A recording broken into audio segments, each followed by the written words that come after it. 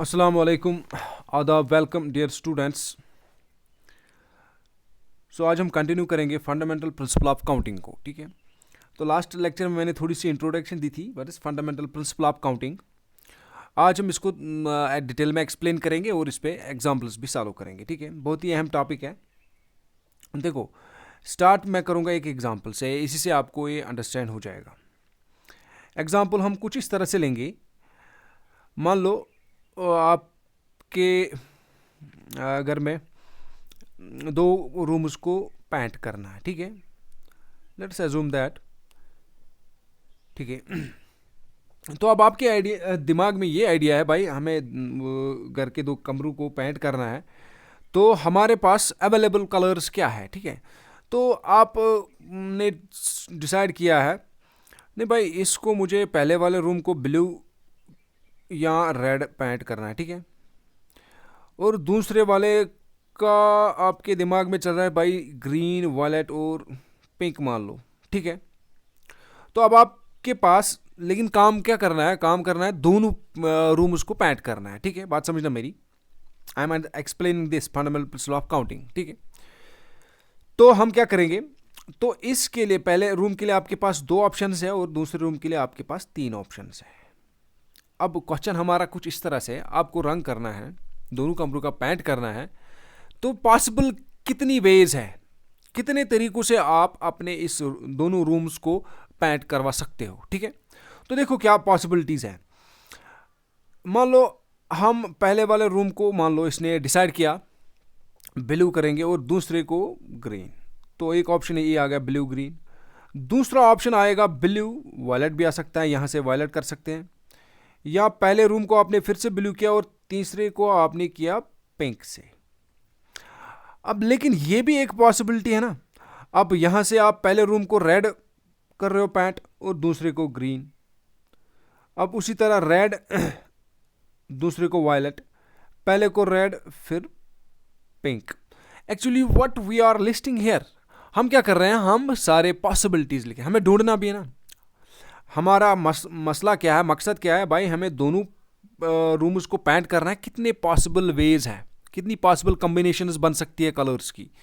तो देख लो, अगर आप यहाँ से देख रहे हो, हमने बनाई एक्चुअल कैलकुलेशन हमने की, तो आगे हमारे पास 6 ऑप्शंस। तो फंडामेंटल प्रिंसिपल ऑफ काउंटिंग क्या कहता है भाई, देखो ये 6 कैसे निकला। यहाँ पे 3 ऑप्शन थे, यहाँ पे 2 ऑप्शन थे, 3 को 2 के साथ मल्टीपल करना है, 3 2 जार 6, वो ये आ गई ऑप्शन। तो इसी तरह कुछ फंडामेंटल प्रिंसिपल ऑफ काउंटिंग जो है वही इसी तरह वर्क करता है। तो अब आपको ये समझना है भाई, अगर आपके पास कोई बड़ा वाला काम हो, आप उसको छोटे छोटे काम में डिस्ट्रीब्यूट कर सकते हो। जिस तरह के हमारे पास ये काम था भाई, दोनों कमरों को पेंट करना था, हमने पहले कमरे मतलब हमने इसको बाइफरकेट किया दो फंक्शंस में। एक फंक्शन मान ली हमने एक कमरे को पेंट करेंगे, फिर दूसरे कमरे को पेंट करेंगे। हमारे पास पहले कमरे के लिए कितने ऑप्शंस थे, दो तरीकों से हम इसको रंग कर सकते थे, और दूसरे कमरे को हम 3 ऑप्शंस थे हमारे पास, 3 तरीकों से हम इसको रंग कर सकते थे। There are 3 possible colours available. तो टोटल मिला के हम इन दोनों को मल्टीपल करते हैं तो आते हैं 6।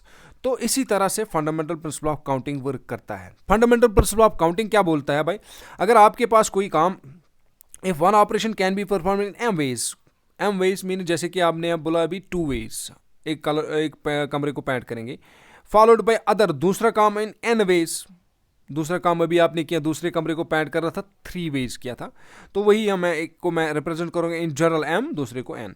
Total number of ways in which both can be performed. अब ये बोलता है भाई अब दोनों काम एक साथ इकट्ठे कितने तरीकों से करेंगे, we are just multiplying them. अब आपको ये याद रखना है भाई, हमें क्या करना होता है, अगर हम एक काम को 2 तरीकों से करेंगे, दूसरे को 3 तरीकों से, चौथे को 4 वेज। ठीक है, हम सारा जो तीनों काम होंगे, तीनों काम को क्या करेंगे, हम मल्टीपल करेंगे। जो कॉन्स्टिट्यूएंट हमारे पास वर्क्स थी, जो पॉसिबल वेज थी, उनको मल्टीपल करके वो सारा तीनों काम इकट्ठे कर सकते हैं। ठीक है, यही कहता है m into n ways. This rule can be generalised. Generalised का मतलब हो गया हम इसको 2 3 4 5 इन फाइनाइट नंबर ऑफ वर्क्स में डिस्ट्रीब्यूट कर सकते हैं। मान लो अगर आपके पास कोई काम था, उसने आपने उसको 4 तरीकों में डिस्ट्रीब्यूट किया था। पहला वाला मान लो आपने 4 तरीक़ों से आपके पास ऑप्शंस हैं, दूसरा काम करने के लिए आपके पास 5 रास्ते हैं, तीसरा काम करने के लिए आपके पास 6 रास्ते हैं, और एक और उसके बाद जो काम होगा मान लो उसके साथ उसके करने के लिए आपके पास 8 रास्ते हैं। तो सारे काम एक साथ करने के लिए आपके पास कितने ऑप्शन आते हैं, इन सारे को मल्टीपल करना होता है, you will get the answer. इसी तरह fundamental principle of counting work करता है, ठीक है। तो चलो हम कुछ एग्जाम्पल्स करेंगे इस पे, तो इससे ज़्यादा ही क्लियर हो जाएगा। सबसे पहले हमारे पास क्या एग्जाम्पल है, देयर आर 5 बसेस, बोलता है there are 5 bus playing between A and B. तो हमारे पास मान लो कोई स्टेशन है या कोई सिटी है, ए एंड बी 2 सिटीज़ हैं, इनके दरमियान कितनी गाड़ियाँ चलती हैं भाई, 5 बसेस। उसके बाद बोलता है 4 टैक्सीज बिटवीन बी एंड सी। अब ये बोलता है बी और सी के दरमियान 4 टैक्सी चल रही है। This is the question. ये ज़रूरी नहीं कि बी और सी के दरमियान खाली 4 टैक्सी चलती हैं। ये बोलता है भाई किसी बंदे के पास या कोई ऑप्शन हो, कोई ऐसा काम हो कि हम ए से बी तक जाने के लिए हमारे पास 5 अवेलेबल बसेस हैं और बी से सी तक आने के लिए आपके पास 4 अवेलेबल टैक्सी। अब बोलता है अब ये बोलता है find in how many ways a person can reach from A to B, कितने रास्तों से, कितने तरीक़ों से वो यहाँ से लेके यहाँ तक आ सकता है, ए से सी तक कितने वेज होंगे, ठीक है। देख लो भाई simple fundamental principle of counting क्या बोलता है, अब आपका काम क्या है, अब आपका काम था भाई ए से सी तक आना, ये स्टेशन से या इस सिटी से आना था कहाँ तक, सी तक।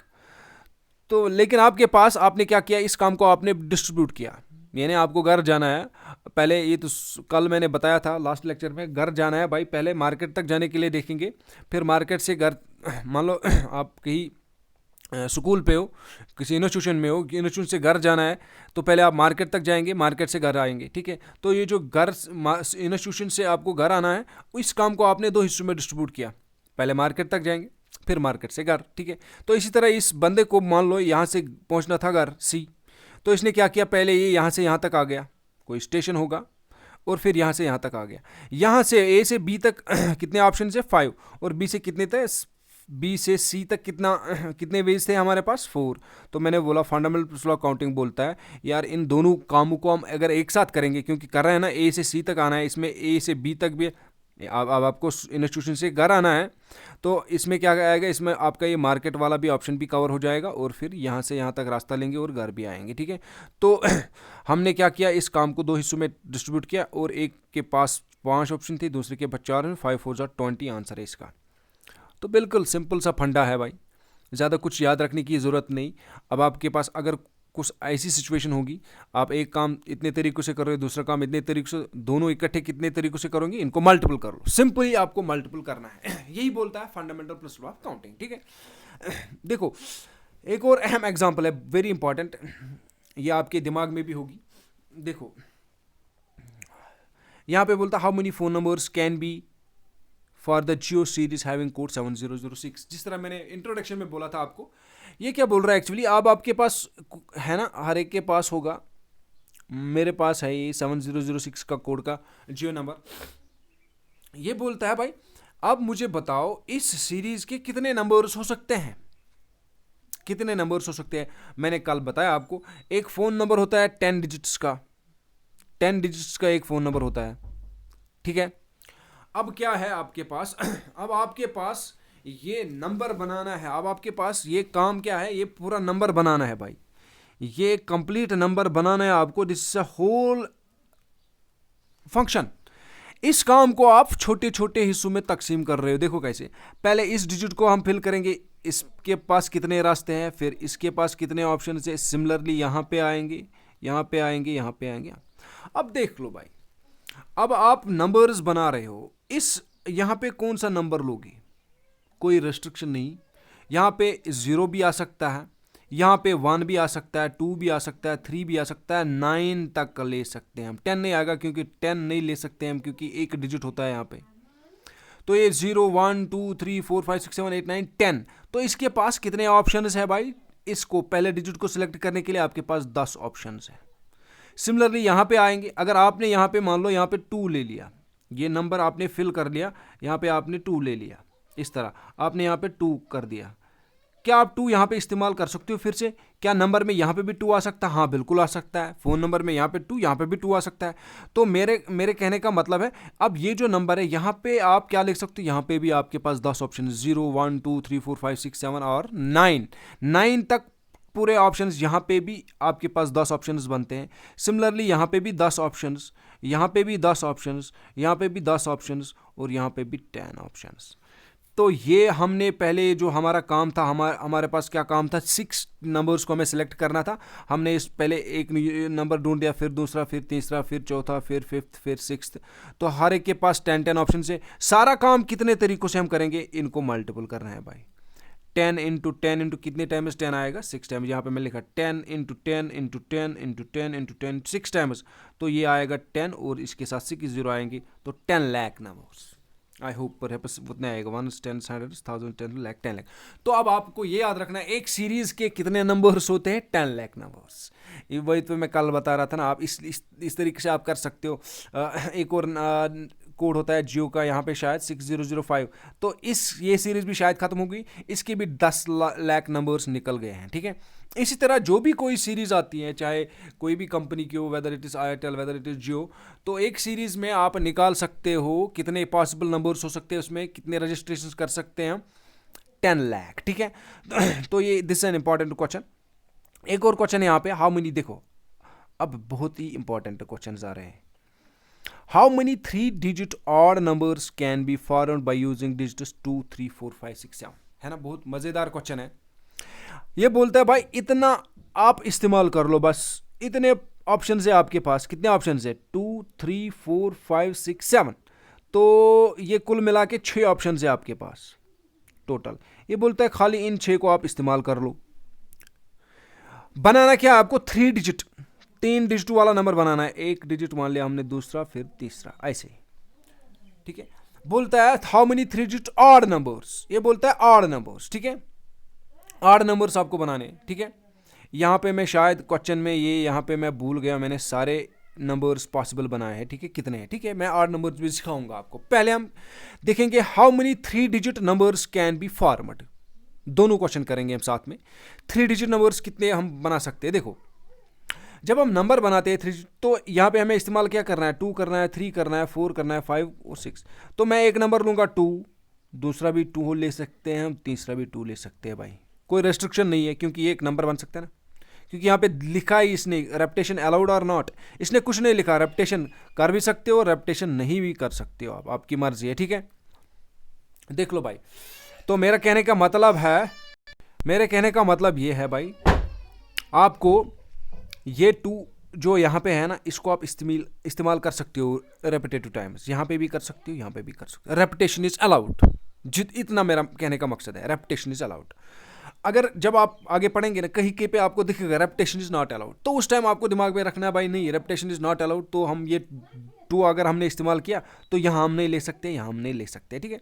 तो देखो क्वेश्चन इस तरह से है, हमें 3 डिजिट्स का नंबर बनाना है, हमें ये 6 डिजिट इस्तेमाल करने हैं। तो हम यहाँ पे क्या लिख सकते हैं, यहाँ पे भी 7 भी लिख सकते हैं, यहाँ पे हम 6 भी लिख सकते हैं, यहाँ पे 5 भी लिख सकते हैं, यहाँ पे 4 भी लिख सकते हैं, यहाँ पे 3 भी लिख सकते हैं, यहाँ पे 2 भी लिख सकते हैं, कोई परेशानी नहीं है।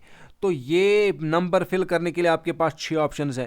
रेपिटेशन अलाउड है, अगर आपने यहाँ पे 7 ले लिया तो यहाँ पे भी 7 लिख सकते हैं, 6 भी लिख सकते हैं, तो इसके पास भी 6 ऑप्शन है, तो और इसके पास भी 6 ऑप्शन है। हर एक के पास 6 ऑप्शन आएंगे। 6 इंटू 6 इंटू 6 हो गए, 3 डिजिट बनाने थे, वो आ गया 216। लेकिन अब मेरा क्वेश्चन जो था ऊपर, how many 3 digit odd numbers, वो मैं भूल गया, वो बोलना यहाँ पे लिखना। मैंने टोटल सारे नंबर्स कैलकुलेट कर लिए, आप याद रख लेना।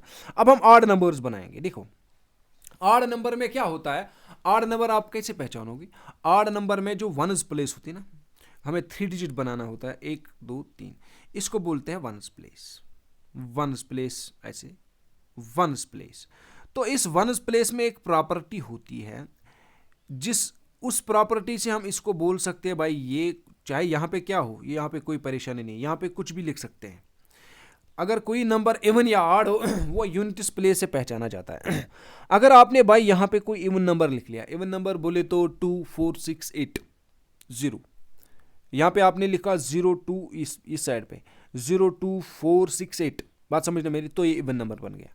अगर आपने डिफरेंट लिख लिया, अदरवाइज मीन्स अगर आपने यहाँ पे 1 लिख लिया, 3 लिख दिया, 5, 7 एंड 9, तो ये 1, 3, 5, 7, 9 ये कौन से नंबर्स है? Odd numbers. बात समझना मेरी। तो ये खाली ये प्लेस डिटरमाइन करती है वेदर जो हमारा नंबर बनने वाला ये इवन है कि ऑड है। तो यूनिट्स प्लेस डिटरमाइन करेगी। यूनिट्स प्लेस में आपको बस इतना देखना है भाई ऑड नंबर है, इनमें से कोई है, 1 है तो ऑड है, अगर 3 है तो फिर भी ऑड, अगर 5 है फिर भी ऑड, अगर 7 है फिर भी ऑड, अगर 9 है फिर भी ऑड। इसमें से कोई भी हो तो ऑड नंबर बनता है। लेकिन अब हमारे पास कुछ रिस्ट्रिक्शन है, हमारे पास खाली इतने 6 नंबर्स हैं, तो हमें पहले देखना है भाई यहाँ पे कौन ला सकते हैं, ये 1 प्लेस पे कौन कौन से हम नंबर्स रख सकते हैं, कौन कौन से डिजिट्स हम रख सकते हैं। अब हमें ऑड नंबर बनाना है, चूंकि हमें ऑड नंबर बनाना है इसलिए हम यहाँ से ऑड ही सिलेक्ट करेंगे। तो हमारे पास एक ऑप्शन 3 का है और एक ऑप्शन 5 का है, एक ऑप्शन 7 का है।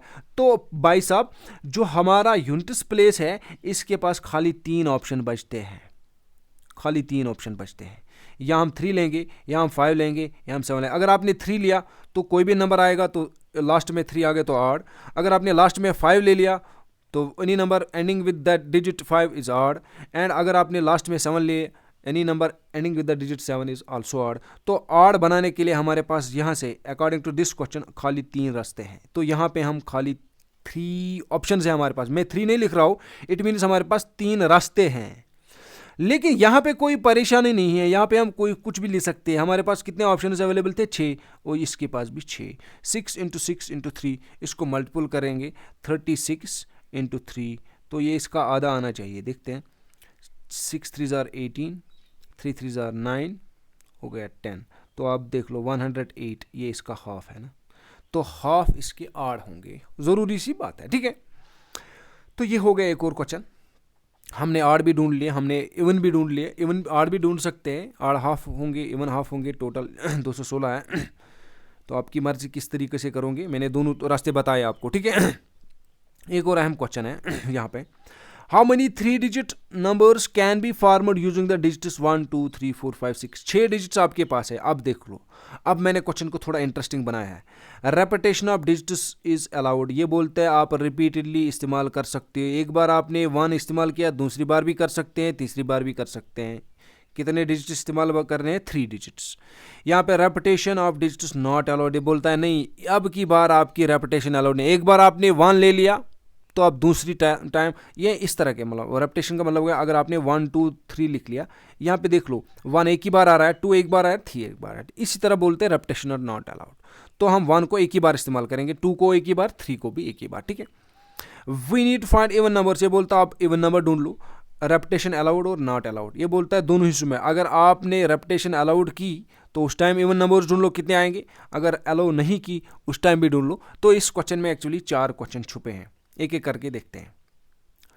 तो पहला हमें क्या करना है भाई, हमें 3 नंबर सेलेक्ट करने हैं, 1 2 3 ऐसे लिखते हैं।